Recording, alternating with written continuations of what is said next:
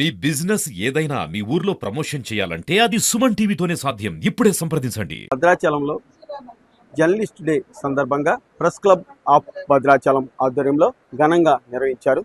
ఈ కార్యక్రమానికి ITDA PO Rahul గారు వచ్చి జర్నలిస్టుల గురించి ముఖ్యమైన సందేశం ఇవ్వడం కూడా జరిగింది.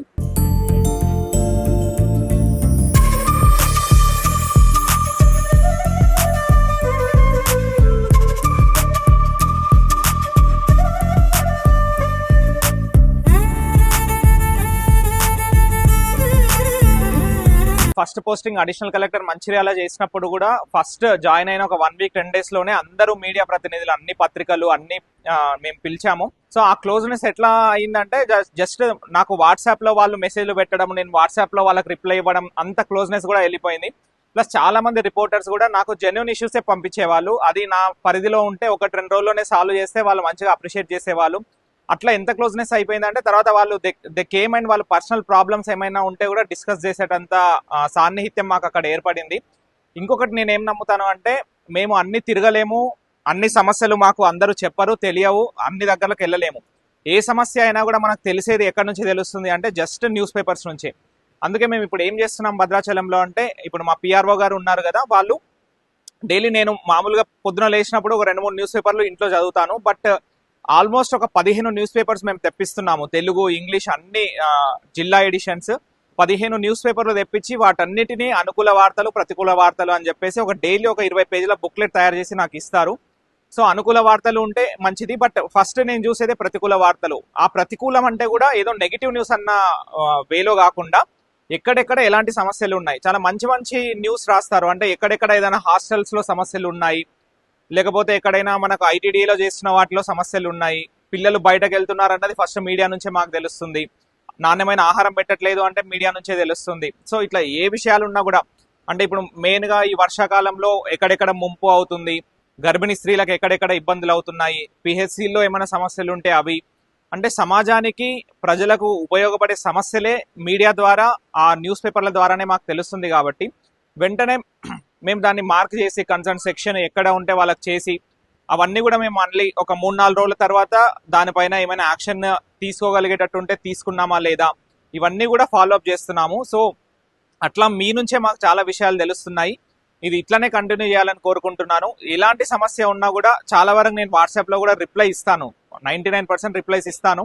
కాబట్టి ఏదైనా ఇమీడియట్ సమస్య ఉంది, అక్కడ ఇమీడియట్ గా యాక్షన్ తీసుకునేది ఉంది అంటే మీరు డైరెక్ట్ గా కూడా నాకు ఎప్పుడైనా సరే వాట్సాప్ లో పెట్టొచ్చు. నా పరిధిలో ఉన్న సమస్య ఉంటే నేను 100% కూడా వెంటనే తీర్చడానికి ట్రై చేస్తాను. మన దగ్గర భద్రాచలం ప్రెస్ క్లబ్ అధ్యక్షులు బివి రమణారెడ్డి గారు సీనియర్ జర్నలిస్టు ఉన్నారు. వారిని అడిగి మరిన్ని విషయాలు తెలుసుకుందాం. సార్ చెప్పండి, ఈరోజు జర్నలిస్ట్ డే సందర్భంగా మీరు జర్నలిస్టుల అభివృద్ధి కోసం కానీ ప్రభుత్వాన్ని ఏం డిమాండ్ చేస్తారు, ఏ రకంగా కోరుతారు? ప్రజల హితం కోసం పనిచేసే జర్నలిస్టులు అనేక కష్ట నష్టాల్లో ఉన్నారు ప్రస్తుతం. వారికి ప్రభుత్వ పరంగా అన్ని రకాలుగా ఆదుకోవాల్సిన అవసరం ఉంది. గత పాలకులు ఏ విధమైన సహాయం చేయలేదు. ప్రభుత్వ పాలకులు అయిన రేవంత్ రెడ్డి గారు నాయకత్వంలో ఏర్పడిన ప్రభుత్వం జర్నలిస్టులకు ఇళ్ల స్థలాలు ఇవ్వాలని, అలాగే హెల్త్ కార్డ్స్ ఇవ్వాలని, తర్వాత అన్ని రకాల సదుపాయాలు కల్పించాలని ఒక జర్నలిస్ట్గా సీనియర్ జర్నలిస్ట్గా నేను విజ్ఞప్తి చేస్తున్నాను.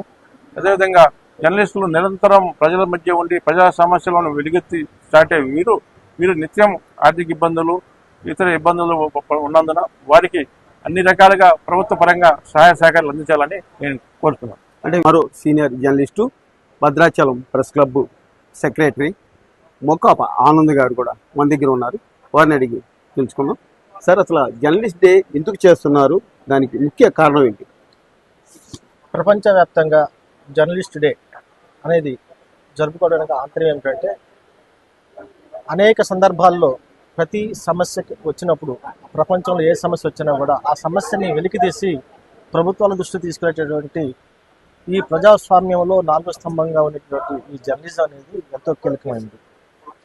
1920 సంవత్సరంలో లిన్మ్యాన్, అలాగే అమెరికా చెందిన తత్వవేత్త జాన్ జూయి, వీళ్ళందరూ చేసినట్టే ప్రజాస్వామ్యంలో జర్నలిజం పాత్ర ఎలా ఉండాలి, ఎటువంటి పాత్ర పోషించాలి అనే దాని మీద వాళ్ళు ఎన్నో రచనలు చేశారు. ఎన్నో మార్గదర్శకాలు, గైడ్లైన్స్ వాళ్ళు రూపొందించి సమాజానికి అభివృద్ధి కోసం ఏం చేస్తే బాగుంటుందని చెప్పేసి వాళ్ళు చేసినటువంటి రచనలు, పరిశోధనలు పరిశోధనాత్మక వ్యాసాలన్నీ కూడా ఆ సెప్టెంబర్ 6వ తేదీన అవి పబ్లిష్ అయ్యి దాని మీద అప్పటి నుంచి కూడా జర్నలిస్ట్ డే అనేది జరుపుకోవడం జరుగుతుంది. అయితే మన ఇండియాలో మాత్రం నవంబర్ 17 తారీఖున, నవంబర్ 16 ఆ ప్రాంతంలో జరుపుకుంటారు. కానీ సాంప్రదాయంగా ప్రతి సంవత్సరము భద్రాచలంలో ప్రెస్ క్లబ్ ఆఫ్ భద్రాచలం అనేది ఇది చాలా పెద్ద క్లబ్. ప్రతి సంవత్సరం కూడా మేము ఆనవాయితీగా సెప్టెంబర్ 6వ తేదీన అంటే గురు పూజోత్సవం జరిగినటువంటి మరుసటి రోజున జర్నలిస్ట్ డే జరుపుకోవడం జరుగుతుంది.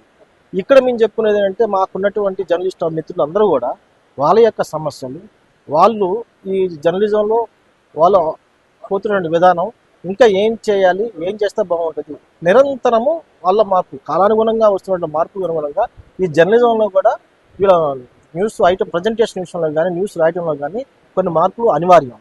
కాబట్టి వాటిని మేము చర్చించుకుంటూ మా జర్నలిస్ట్ని మేల్కొల్పుకుంటూ ఈ జర్నలిస్ట్ డే అనేది ప్రతి సంవత్సరం జరుపుకోవడం జరుగుతుంది. ఈరోజు జర్నలిస్టుల దినోత్సవం పురస్కరించుకొని పాత్రికేయులందరికీ ముందుగా శుభాకాంక్షలు తెలుపుతున్నాము.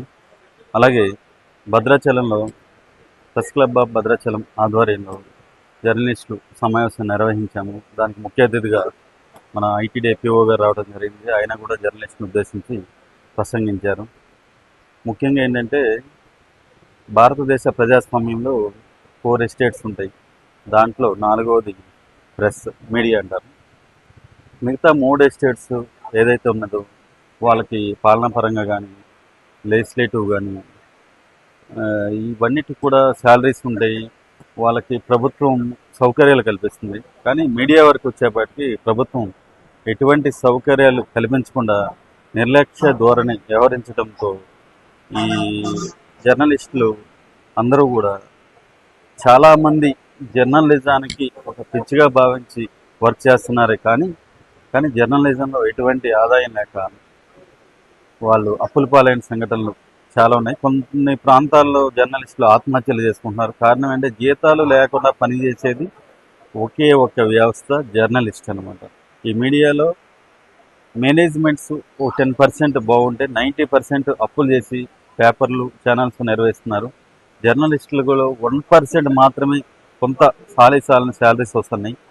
ఇంకా 99% మంది జర్నలిస్టులు జీతం లేకుండా పనిచేస్తున్నారు అనమాట. ఇప్పటికైనా ప్రభుత్వం ముందుకు వచ్చి అక్రిడేషన్ ఇచ్చిన జర్నలిస్టులు అందరికీ కూడా ఉండటానికి ఇల్లు, స్థలము, హెల్త్ కార్డులు అందజేస్తే ఒక భరోసా కల్పించినట్టు అవుద్ది. ఇప్పుడు సంస్థలు కూడా ఉద్యోగ భరోసా కల్పించడం లేదు. ఎలాగో శాలరీస్ ఇవ్వట్లేదు, కనీసం ఉద్యోగ భరోసా కూడా కల్పించడం లేదు. ఈరోజు సంస్థలు ఉంచుతారు, రేపు తీసేస్తారు అనే ఒక అభద్రతా భావంతో జర్నలిస్టులు అలాగా పనిచేస్తున్నారు. ఆ భావం నుంచి బయటికి రావాలంటే తప్పనిసరిగా ప్రభుత్వం ముందు భరోసా కల్పించి తర్వాత మేనేజ్మెంట్లు కూడా భరోసా కల్పించే విధంగా జర్నలిస్టులు యూనియన్ పోరాడతాయని చెప్పేసి నేను చెప్తున్నాను.